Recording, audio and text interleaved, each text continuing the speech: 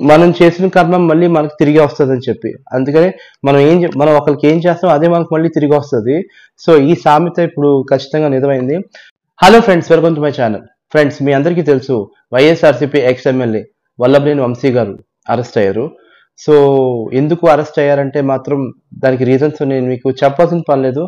ఆ రీజన్స్ అనేది మీకు కూడా తెలుసు. ఎందుకంటే 2019 నుంచి 2024 వరకు ఏంటంటే వైఎస్ఆర్సీపీ పాలనలో ఉన్నప్పుడు తెలుగుదేశం పార్టీని అలాగే తెలుగుదేశం శ్రేణుల్ని ఏ రకంగా ఇబ్బంది పెట్టారో, తప్పుడు కేసులని పెట్టి ఏ రకంగా ఏడ్పించారో జనాలు అందరూ చూశారు.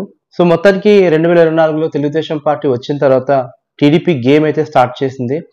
ఎవరైతే కావాలని ఏడ్పించి కావాలని చాలా దారుణంగా హ్యూమిలేట్ చేసి ఇన్సల్ట్ చేసే వాళ్ళు ఎవరైతే ఉన్నారో వాళ్ళెవరిని ఏంటంటే తెలుగుదేశం పార్టీ విడిచిపెట్టట్లేదు. నిజంగా ఎన్నికల ముందు పవన్ కళ్యాణ్ గారు చెప్పినట్టే ఏంటంటే ఎవరిని వదలను, ఎవరైతే ఏడిపించారో వాళ్ళందరికీ ఏంటంటే గుణపాఠం ఖచ్చితంగా చెప్తామని చెప్పి చంద్రబాబు నాయుడు గారు కూడా అనడం జరిగింది. అలాగే పవన్ కళ్యాణ్ గారు కూడా అనడం జరిగింది. అండ్ ఈవెన్ నారా లోకేష్ గారు కూడా చాలా సీరియస్ గా ఘాటుగా స్పందించారు. సో ఎందుకు ఇప్పుడు వైఎస్ఆర్సీపీ ఎమ్మెల్యే ఇప్పుడు వల్లభనేని వంశీ గారు అయితే అరెస్ట్ అయ్యారు. ఇప్పుడు నెక్స్ట్ ఏంటి, నెక్స్ట్ టార్గెట్ ఏంటి?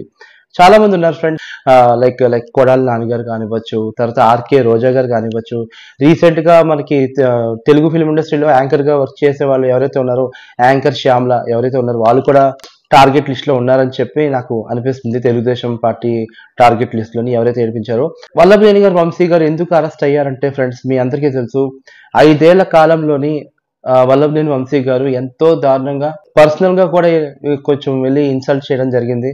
ఇంకా చంద్రబాబు నాయుడు గారు బేసిక్ గా ఏంటంటే కొడాలి నాని గారు కానీ వల్లభనేని వంశీ గారు కానీ ఏంటంటే తెలుగుదేశం పార్టీలో ఒకప్పుడు ఏంటంటే కీలక నాయకులు, మెయిన్ లీడర్స్ అన్నమాట. పార్టీకి తెలుగుదేశం పార్టీకి చాలా మంచిగా సపోర్ట్ చేసి మంచిగా ఏంటంటే తెలుగుదేశం పార్టీని ముందుకు తీసుకెళ్లే దారిలో ఏంటంటే ఈ కొడాలి నాని అలాగే వల్లభనేని వంశీ గారికి కూడా ఉన్నారనమాట. వీళ్ళిద్దరూ బెస్ట్ ఫ్రెండ్స్ అనమాట. అండ్ జూనియర్ ఎన్టీఆర్కి అయితే చాలా మంచి ఫ్రెండ్స్. నిజంగా ఎప్పుడైనా సరే మీ అందరికీ తెలుసు, మహాభారతంలోని పాండవులు కౌరవులు ఇద్దరు ఉంటారు. కౌరవులు ఎంత బాధ పెట్టినా ఎంతలా ఇచ్చేసినా పాండవులే గెలుస్తారు. దానికి ఎగ్జాంపుల్ ఏంటంటే మంచి ఎప్పుడు గెలుస్తుంది, చెడు ఎప్పుడు ఓడిపోతుంది. అది ఎప్పుడైనా సరే మీరు గుర్తుపెట్టుకోవాలి. మనం ఎవరైనా సరే ఇన్సల్ట్ చేయకూడదు, హర్ట్ చేయకూడదు, ఒక మనసుని నొప్పించకూడదు. ఓకే, మనకి వాళ్ళు నొప్పిస్తే మనం వాళ్ళు నొప్పించవచ్చు, కానీ మనం కోరినది నొప్పించడం అనేది చాలా తప్పు. ఎందుకంటే మనం కూడా మనుషులే. మనం ఎంతైతే ఫీల్ అవుతామో మనం వాళ్ళకి అంత మాట అంటే వాళ్ళు కూడా అంతే ఫీల్ అవుతారు. కాబట్టి మన లిమిట్స్లో మనం ఉండాలి. మనకి పవర్ ఉంది కదా అని చెప్పి ఎవరేం చేయలే కదా అని చెప్పి ఇలాగ విర్రవీగిపోతే ఇలాంటివే వస్తాయి. సో ఇప్పుడు మొత్తం ఏంటంటే 14 days రిమాండ్ అయితే తరలించడం జరిగింది. మొత్తం ఇంకా ఏంటంటే ఇంకా ఏం జరుగుతుందో మనకు కూడా ఎక్స్పెక్ట్ చేయలేం ఫ్రెండ్స్. ఇంకా చాలా మంది ఏంటంటే చాలా మరి టీడీపీని ఏ రకంగా టార్చర్ చేశారో మీ అందరికీ తెలుసు, మనము చూసాం. చంద్రబాబు నాయుడు గారిని అసలు వైఎస్ఆర్సీపీ పాలన మొత్తం ఏంటంటే తెలుగుదేశం పార్టీని టార్గెట్ చేసింది.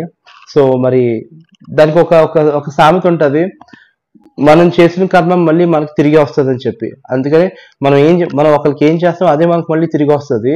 సో ఈ సామెత ఇప్పుడు ఖచ్చితంగా నిజమైంది.